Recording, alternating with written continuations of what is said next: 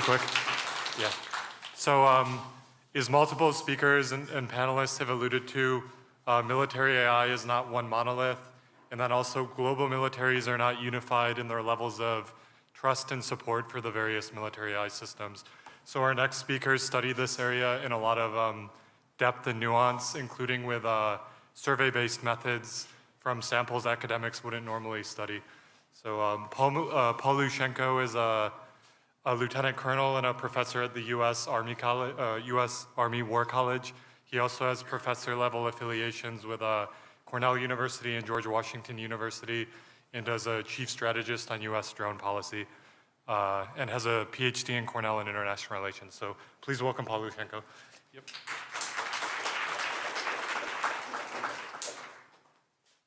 Thank you very much for that kind of introduction. I'm going to switch over to the presentation. Excellent. Well, good morning, and thank you so much for the opportunity to speak on my evolving research agenda for what shapes military attitudes of trust in artificial intelligence and this practice of human-machine teaming. Before I begin, as a military professional, I'd be remiss if I did not state that my opinions are my own. They do not reflect whatsoever, as you'll see clearly here shortly, those of the United States government, the United States military, nor the Department of the Army. So having dispelled with the formalities, what I want to do today is explain to you my evolving research, as I stated, on what shapes military attitudes of trust in artificial intelligence. And so I'll speak for about 30 to 35 minutes, leaving ample room for discussion, challenges, and hopefully some insightful questions.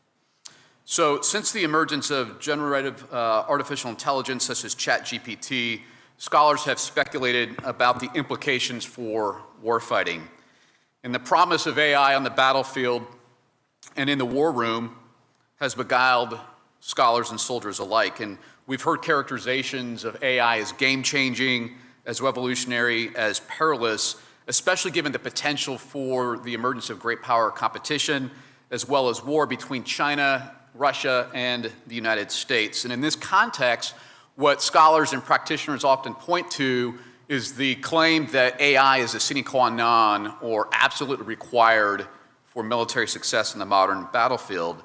And as Sarah alluded to yesterday, this assessment is really predicated on this notion of the sensor-to-shooter timeline, which refers to the interval of time between identifying, acquiring a target, and applying an effect, whether lethal or non-lethal. And the assumption here is that by adopting AI, we can reduce the sensor-to-shooter timeline and maintain lethal overmatch of near-peer adversaries, so those adversaries that have parity of military capabilities.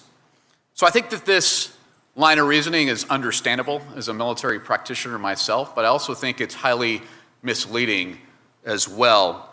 It's misleading for important implications that deal with modernization, readiness, and operations. And that these experts, so-called experts on AI, are cautioning that militaries are confronting a so-called Oppenheimer moment, hearkening back to the development of the nuclear bomb during World War II. And here, what we see unfolding, and I've written about elsewhere in great detail, is this promise of AI as the primrose path of AI-enabled warfare. And this is codified in key U.S. military documents, such as the Third Offset Strategy, as well as quasi-doctoral concepts that are emerging from security studies scholars, published recently, for instance, in Foreign Affairs.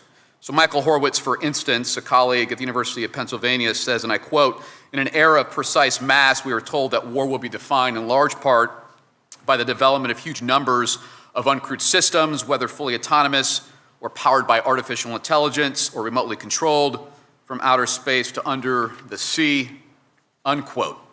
And I think that this vision of AI-enabled warfare is fueled by gross prognostications and overdetermination of emerging technologies enhanced with some form of artificial intelligence, rather than rigorous empirical analysis of the implications across all levels of warfare, tactically, operationally, and strategically, such that scholars like Max and others at the Professional Military Education Institutes will study. And to the extent that analysts do study the implications of AI for warfighting, such as during conflicts in Gaza, Libya, and Ukraine, and we heard about this yesterday to a degree, what I often see is a highlighting of limited and debatable uses of artificial intelligence on the battlefield, an embellishment of its impacts, a conflation of the technology itself with organizational improvements provided by artificial intelligence, and as a result of all this, drawing sweeping generalizations for the changing character, if not nature, of warfare. And so to be clear, it's possible that AI codified in lethal autonomous weapon systems, also known as killer robots, could someday dramatically alter, especially the character of warfare. But the current debate, it seems to me, for the implications of AI on warfighting discounts key political, operational, and normative considerations that imply AI may not have the revolutionary impacts that some scholars and practitioners ascribe to it, at least not now. And so with that brief preamble, what I want to argue today is that some analysts are putting the cart before the horse in terms of AI and its ability to shift the character, if not nature, of war. And so given this AI euphoria, I don't think analysts have investigated the broader questions that ought to shape policy, strategy, and military modernization in terms of AI-enabled technologies. And one of these critical questions, it seems to me, is soldiers' trust in partnering with AI, what is known as human-machine teaming. So for instance, U.S. Army Lieutenant General retired Bob Ashley, formerly the director of the Defense Intelligence Agency, argues, and I quote, that trust remains essential, especially as decision cycles are shorter the closer you are to the fight, unquote. However, most experts and military leaders assume that soldiers will trust AI. This unqualified belief reflects the findings from several studies that show that the public overtrust AI recommendations about whether to kill, though such faith can also be moderated by the public's perceptions of a machine's intelligence. And this presumption of trust also reflects an implicit belief that the neural networks governing interpersonal trust between you and me, for instance, will operate in similar ways in the context of human-machine teaming, although emerging research suggests that they may not. So despite the sanguine predictions of soldiers' automatic trust in AI, it really is unclear whether or not soldiers will have faith in partnering AI and what shapes trust in AI, which encourages soldiers to overcome a healthy dose of skepticism for machines. And this skepticism, I think, is rooted in poor output explainability, what is also known as sort of the black boxing that takes place with machines. So to inform soldiers' understanding of AI, my research is really framed around three questions. The first is simply, will soldiers trust AI? Second is, what factors shape soldiers' trust in AI, notwithstanding the normative, legal, ethical, moral implications of such trust? And finally, and I think really importantly, is this question: do generational differences across the military condition trust outcomes? Leaders such as myself with 20 years of experience will make decisions on adoption, but we will not execute the use of AI at the tactical edge, as we call it, on the battlefield. People who are much more junior than me will do that. So to study these questions, I create novel middle-range theories, some of which I'll discuss today, that shape the use of survey experiments across the U.S. military. So I tap into elite samples at the war colleges, polling our future generals and admirals that will be responsible for integrating AI across these warfighting formations. Importantly, I also poll military cadets, so junior officers in training at our service academies, and especially at what we call Reserve Officer Training Corps programs at the Ivies, as well as other universities around the country. And this allows me to understand the generational differences, variation on generational differences as it relates to soldiers' trust. Now, before I begin, I want to note that trust is a contested concept. And given the conceptual morass surrounding trust, I adopt an operational definition of trust, pulling from the rich literature from behavioral economics. And here, trust refers to the decision simply to use a technology based upon the perception that it will reliably perform as anticipated, as advertised. And some scholars in this field have referred to this behavioral definition as calibrated trust, performative trust, evaluative trust, or predictability-based trust even. And so in this case, trust becomes a function of anticipated vulnerability and expected performance rather than perceptions of legitimacy or appropriate rightful conduct, which may actually be the case for trust in other contexts such as politics and litigation, where interpersonal dynamics are uber important. On balance, and you'll see throughout the remaining 20 or 25 minutes or so, the results suggest generally that soldiers' trust in AI is not guaranteed whatsoever. Rather, trust is complex, it's multidimensional, it's dynamic, and it's shaped by technical, operational, and regulatory considerations. These findings, which are consistent across generations or the military ranks, provide the first experimental evidence for military attitudes of trust in AI, and they have important policy strategy and modernization implications, especially for the type of cross-disciplinary research that is emerging in this space, which is really important and what brings us together today and what brought us together yesterday. So for the remainder of my remarks, I'll briefly address these findings for these three questions and then close with some thoughts on AI governance, particularly in the context of the responsible use of AI in the military. So the first question we have to ask ourselves is, what are the implications of AI for warfighting?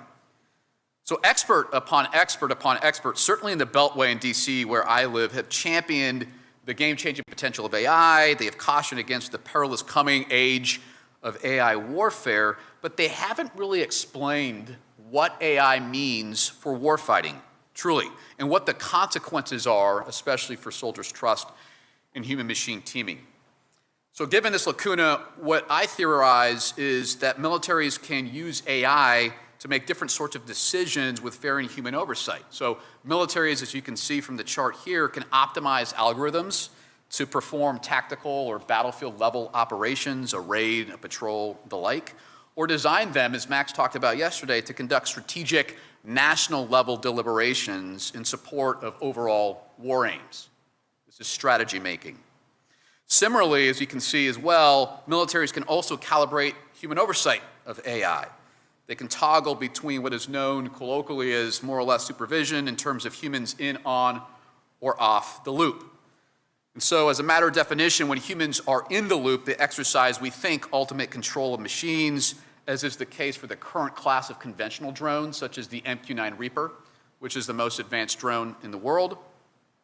When humans are on the loop, they pre-delegate, as others were talking about yesterday, certain decisions to machines, and even in terms especially of nuclear command and control, potentially. And Jacqueline Schneider from Stanford will talk about this in her research in this space later today. When humans are off the loop, they outsource control to machines, leading to a new class of lethal autonomous weapons or killer robots. And these systems can, we think, identify, track, and target objects on their own accord without human oversight, as Jonathan Horowitz had talked about yesterday during his presentation. So when we combine these two dimensions, decision-making level and degree of human oversight, we get a typology of four potential patterns of AI-enabled warfare that could emerge, some of which are actually emerging right now and have been in practice for a while. So you can see from the chart on the bottom left, Centaur warfare emphasizes human control over machines during combat, such as the destruction of an enemy location, a battle position. Minotaur warfare flips it on its head, such that machines direct soldiers and the conduct of their operations. Mosaic warfare on the upper left emphasizes the use of machines to facilitate timely and effective strategic decision-making, but retains a degree of human oversight. In singleton warfare, the dystopian outcome that some talked about yesterday invests machines with extraordinary latitude to shape the trajectory of military strategy. This is really an extreme form of Minotaur warfare, flitting from the tactical to the strategic level. Now, these models presented discretely are not mutually exclusive. And as I've written about extensively elsewhere on drone warfare and patterns of drone warfare, they'll likely be used in combination with each other, either in the same theater of operation or in parallel theater of operations, whether declared or undeclared. The question becomes, will soldiers trust these patterns of AI-enabled warfare that are predicated on human-machine teaming? What do they think about these patterns in terms of their trust? Of course, we know that soldiers are indoctrinated to follow orders. They align their actions to the chain of command, but their trust in partnering with machines during combat is really not guaranteed, as our emerging warfighting concepts, both within the U.S. military, the Army certainly, but also among foreign militaries, assume. And further, it's outstanding whether or not generational differences between digital natives that have grown up using technology is going to be consistent with so-called digital troglodytes, or senior officers who have 20 years of experience, both practically and operationally. And so, in using a simple factorial survey experiment among senior officers at the U.S. Army and Navy War Colleges, where I vary the level of decision-making as well as human oversight and compare it to the baseline group, which did not receive any variation in these two attributes, we can see the percent change in trust on the left, and support on the right graph there. And this really points to three key findings. And again, this is the percent change between the control group and the experimental groups. First is that officers at the senior level do not trust AI-enhanced capabilities, contrary to what we find in public opinion. Now, to the extent that they do demonstrate increased levels of trust in machines, they have a tendency to trust these capabilities that are being used at the strategic level of decision-making and with human oversight, although we can still see that their trust is very, very poor. And that this reflects a larger trend in the research that shows that a degree of human oversight is really important to enhance user trust in AI. And finally, to the extent that senior officers endorse AI-enabled warfare, they can be more supportive of Minotaur warfare. And so you can see that on the right graph with around 6.49%, that's Minotaur warfare. And relative to trust outcomes, we see that this constitutes somewhat of a trust paradox, as I call it. So we have less trust, but more potentially support for the uptake of these capabilities. What might explain this trend? Well, it seems to me that the military brass, those general officers, have argued that Minotaur warfare is a linchpin for success on the modern battlefield. Indeed, this is being reflected in our defense acquisition programs with Replicator, which some people had talked about yesterday, with the investment, as per Nature magazine, of $1 billion of U.S. currency to build a fleet of small, weaponized, autonomous drones. If trust is really integral, based upon assumptions from our senior leaders for military success going forward, and setting aside all the legal, ethical, and moral questions we talked about so far, how do we maximize trust in AI among senior officers who think it's dubious in the first place to participate in human-machine teaming, at least from my research? So in studying this question, and here's one form that I published these findings that you can read further, I find really that a tightly calibrated set of technical, operational, and regulatory considerations condition senior officers' trust in partnering with AI. Now, don't be disturbed by this really meaty chart on the board. Basically, what you're seeing there in the left panel are attributes of AI-enabled systems: autonomy, precision, friendly force protection, civilian casualty outcomes, so on and so forth, in gray, and in the dash marks you see attributes therein. And so with this experimental setting, which is called a conjoint design, you can get thousands upon thousands of possible combinations of these attribute levels and really figure out what's most important.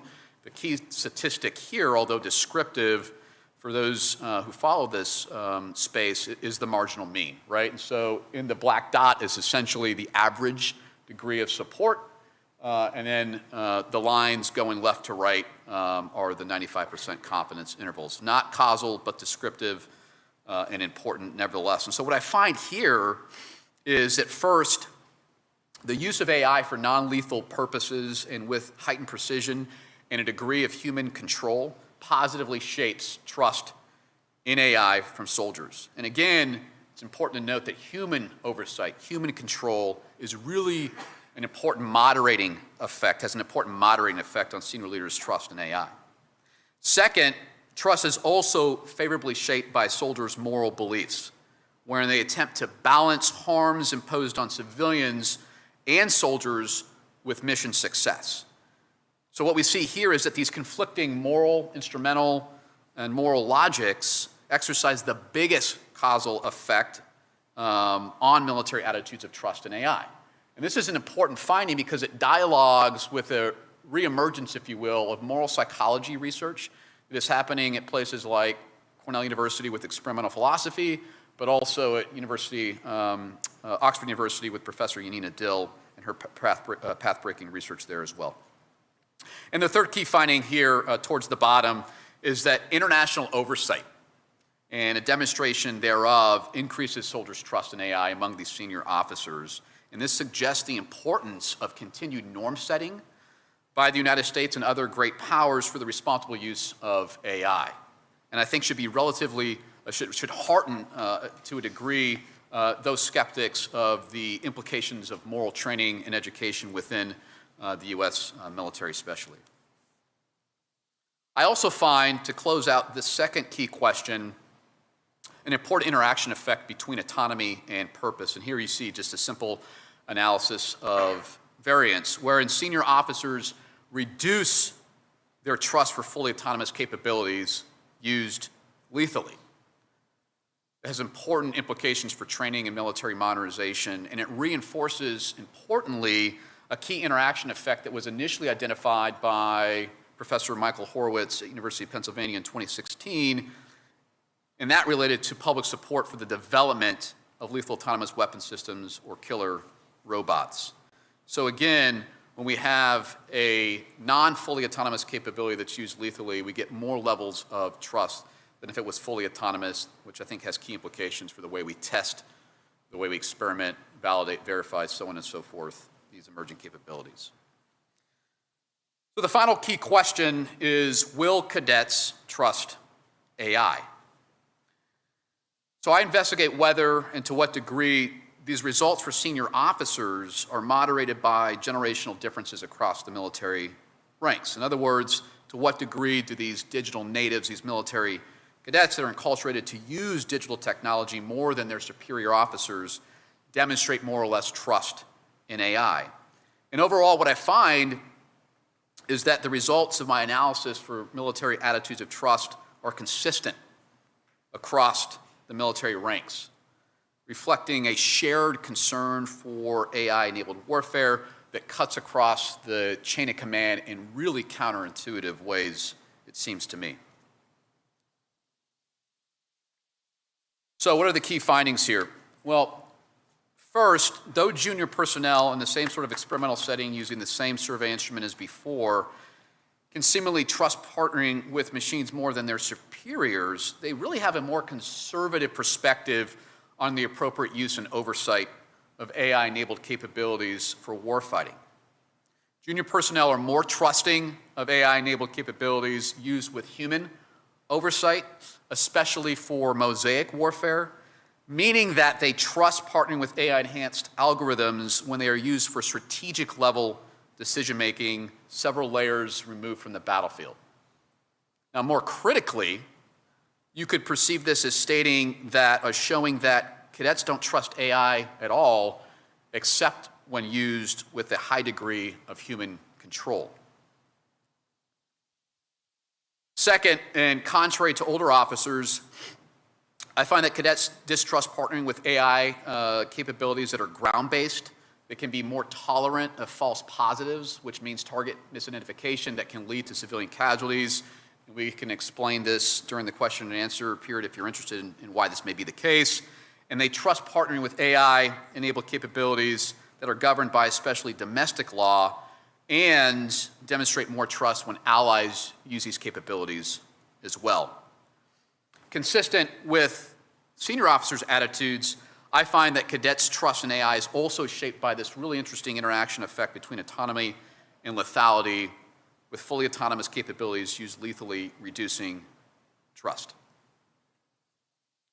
So what are the implications of these findings in terms of policy strategy and modernization, especially because some observers like General Mark Milley and Eric Schmidt of Google have speculated, and I quote, soldiers could sip coffee in their offices, monitoring screens far from the battlefield as an AI system manages all kinds of robotic war machines, unquote.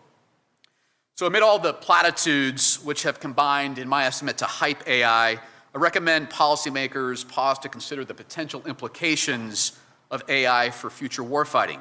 Adopting a vocabulary for potential models of AI-enabled warfare, such as I've outlined here, will enable them to better scope policy, especially for governments.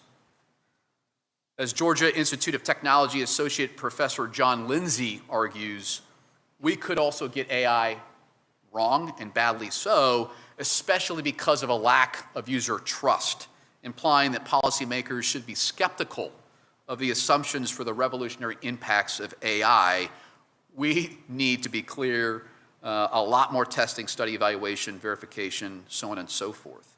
And indeed, there is a tranche of research and innovation studies in the military context that shows that technologies can actually underdeliver, underperform based upon poor user trust.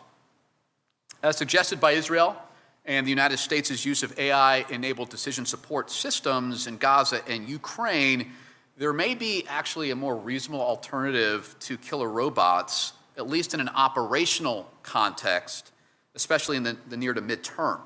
So in addition to enabling cognitive warfare, which some of us have talked about in terms of dis and misinformation during this conference, it is likely that AI will allow militaries to optimize workflows across various warfighting functions, particularly intelligence and maneuver, and I point to Sarah's excellent work yesterday as a lodestar in this respect.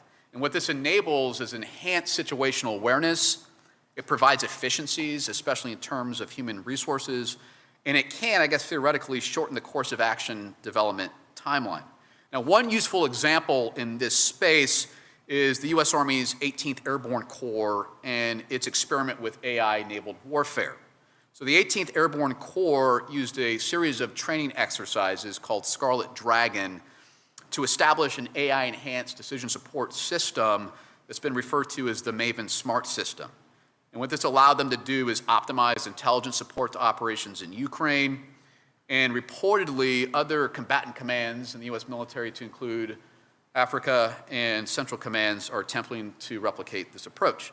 Now, of course, I need to state that there's probably trade-offs here as well. Some war ethicists argue that decision support systems such as the Maven Smart System are actually more problematic than killer robots because they can result in accountability and responsibility gaps for mistakes. So Schneider's research, as well as that by Max, and actually in the team paper that they produced, suggests that generative AI used for course of action development can be escalatory. So these models have a tendency to rapidly escalate to the point of potentially recommending the use of nuclear weapons. And as I asked Max yesterday during his brilliant presentation, should we be so surprised by this outcome, given the fact that these models have been trained on deterrence theory, especially deterrence by punishment, in which case the punitive stability between countries is really tantamount to the shared risk of nuclear annihilation. So given the results of my research, which are consistent with existing studies for drones and AI across society, I also believe that elected officials should lead global norm setting for the responsible use of AI in military operations, especially because the national and global security outcomes of these capabilities, in my expert opinion, are so much more dire than they are for conventional drones such as the Reaper or its precursor, the Predator. And as John noted yesterday, a lot of this global norm setting has been laggard. But there are several promising initiatives And frankly, the sort of fits and starts for the development of norms is really consistent with the evolution of international humanitarian law generally over time. And so let me just briefly explain some of the unilateral, bilateral, and multilateral initiatives pursuant to what has been called sort of a layered approach for the constraint of these capabilities over time.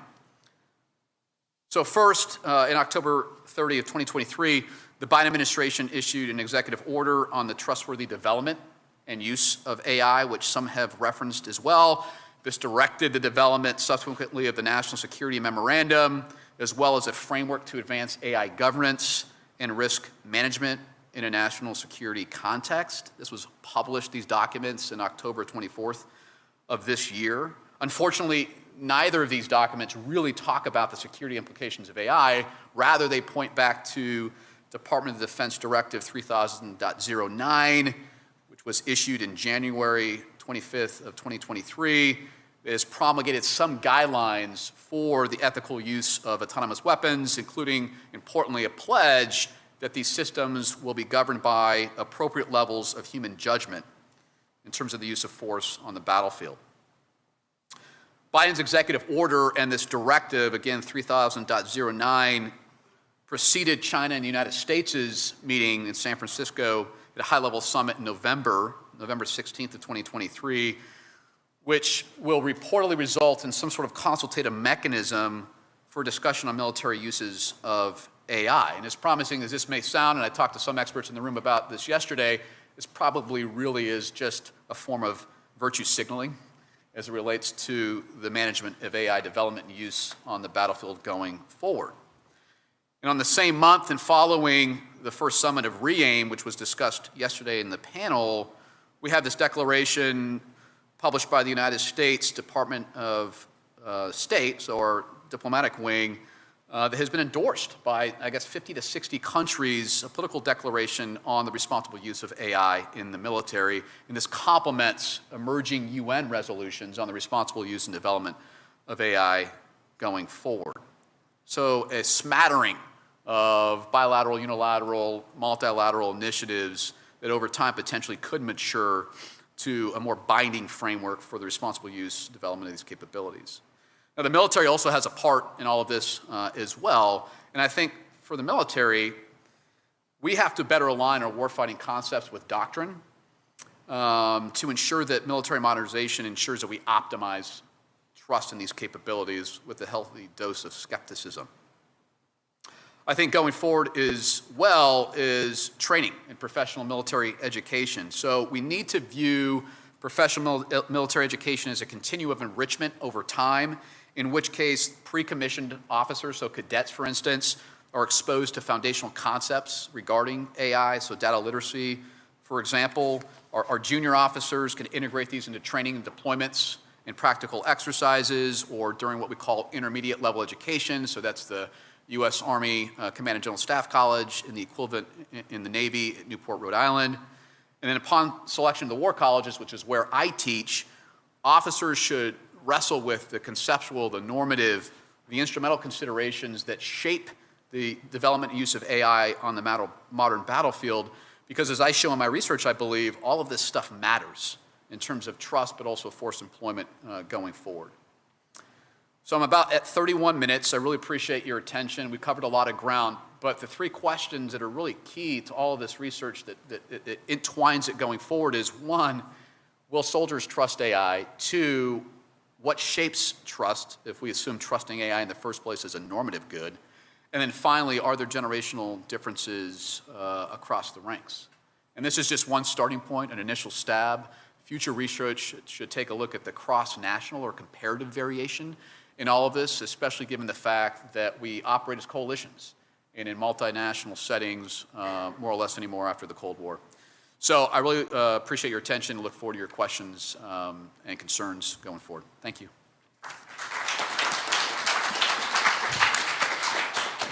Cool. So we'll immediately do questions, so start that side. Hi, Paul. Hi, Paul. Thank you very much. So the Australian's the tall puppy this time. So yeah, Timothy Dubber from Australian National University. I suppose I've got a couple of quick questions. The first one, I suppose, is to interrogate the data a little bit more. I'm interested if you saw any sort of divergence in these opinions between services. I know you looked at the Naval and the Army College, and also potentially even within that, like people who came from a more technical background, so people from like Signals Corps, etc., through to people who are more like generalists, like infantry, etc. Yep. And I suppose, and a follow-up to that as well, there's very clearly a strong commissioned officer like lens to this. I'd just be interested in the logic with regards to not necessarily looking at the enlisted soldiers who are non-commissioned officers, and whether or not you think that their opinions and trust are necessarily as important to interrogate in this kind of situation. Really great set of interventions there. And I think what links those two questions together is this notion of heterogeneous effects. To what degree do other factors, experience, special operations experience, technical knowledge shape considerations of trust when controlling for everything else? So the long and the short is it relates to senior officers, because it was a lower sample size than I would have liked, but still we were powered.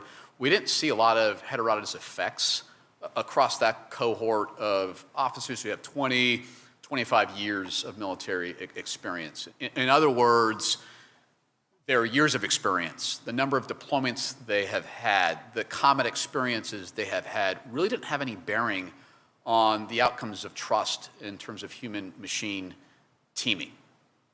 The second point I would make on that first question is we didn't necessarily see a lot of cross-service variation, frankly because most of the sample was drawn from the U.S. Army War College, right? And so if I'm being completely frank in terms of the endogeneity or bias with this experimental design, we can't really generalize the results beyond simply a cohort of officers at the senior level.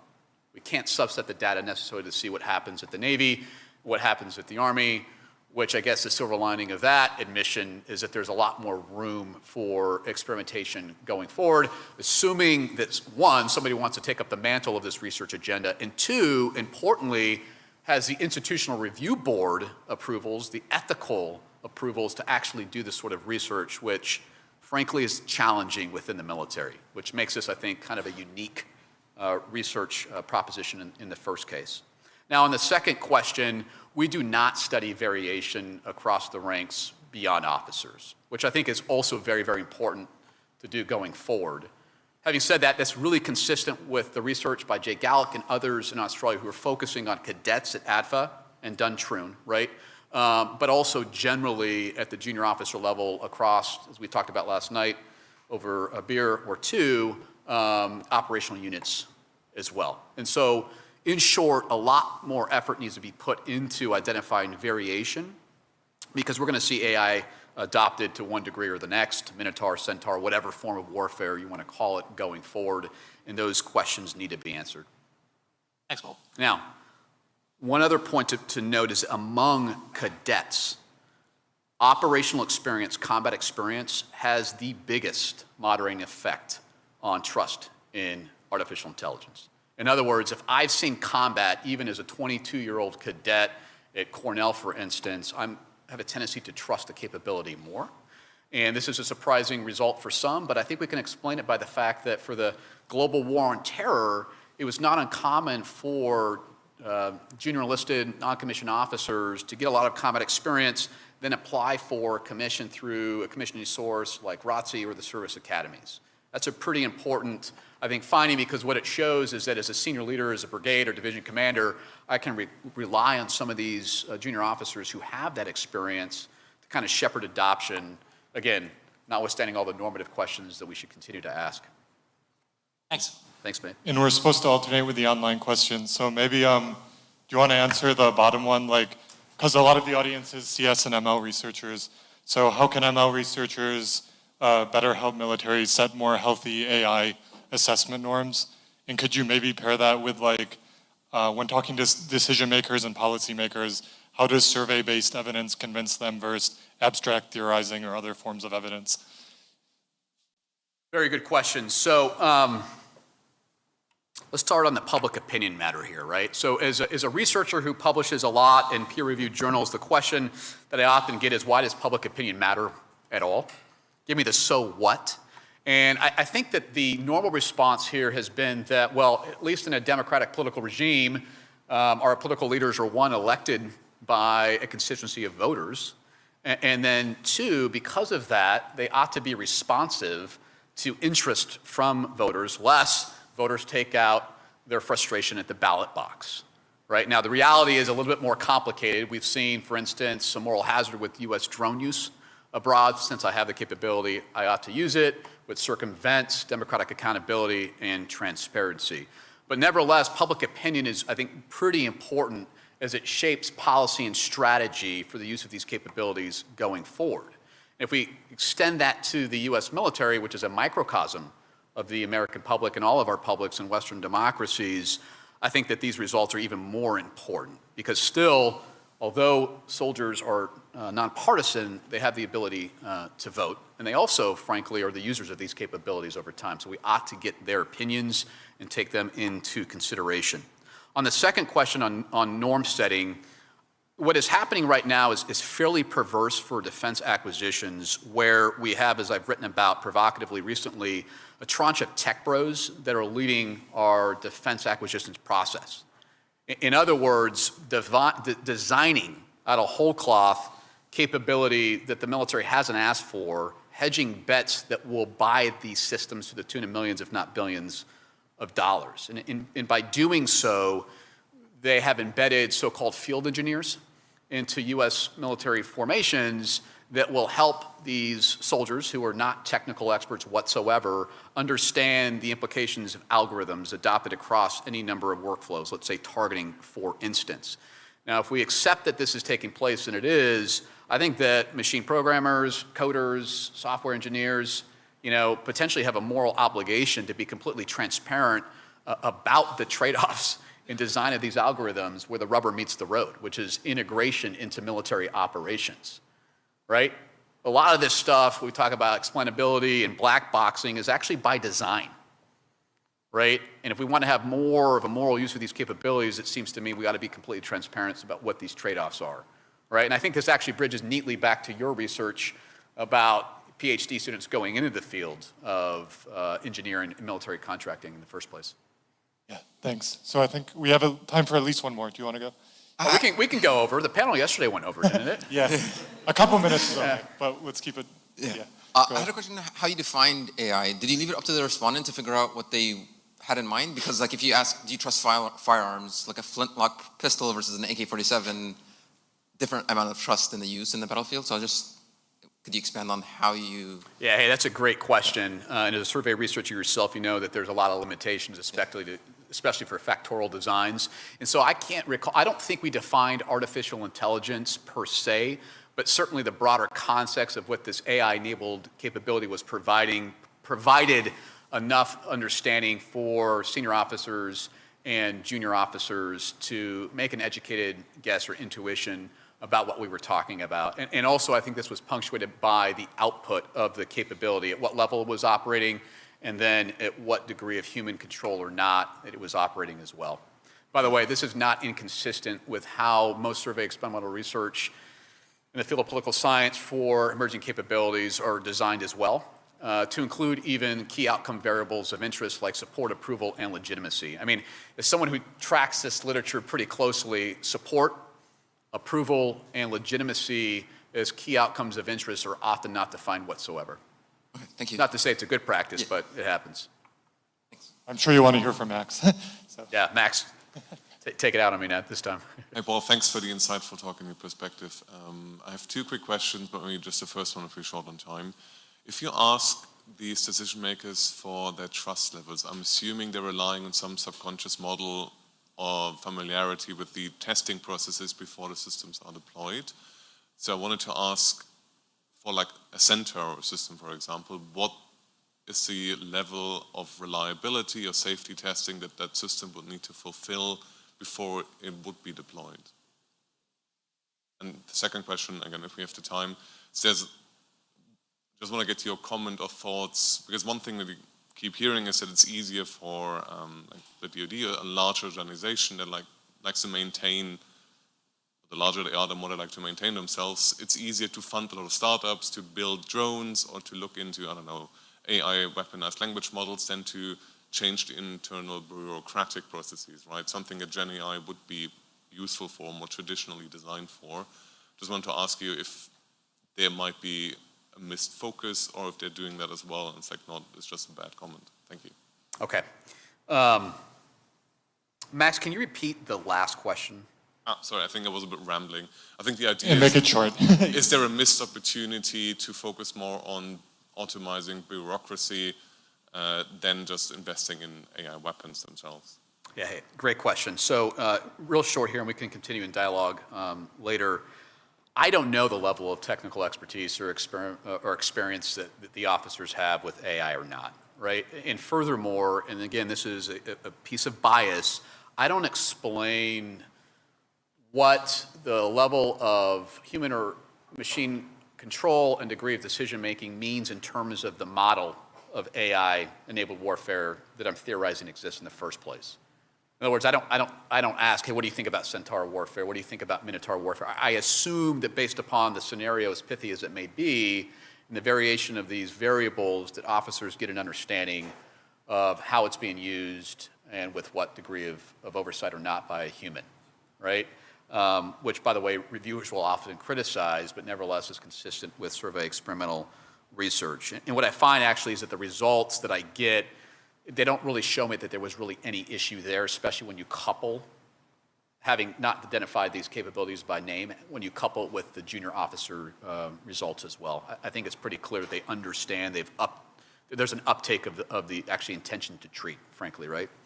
Are we missing a bureaucratic moment for AI? And, you know, it's hard to say because working at the Pentagon right now, I'm exposed to a lot of organizational developments, the chief officer for AI, for instance, and other various service-level, service-centric solutions, initiatives for AI development. I think really where it matters most for all that is how it's integrated across the Department of Defense to understand why, when we're integrating these capabilities, right? And so certainly my research doesn't necessarily dialogue with that. Organizational studies, even social psychology would probably be a better start.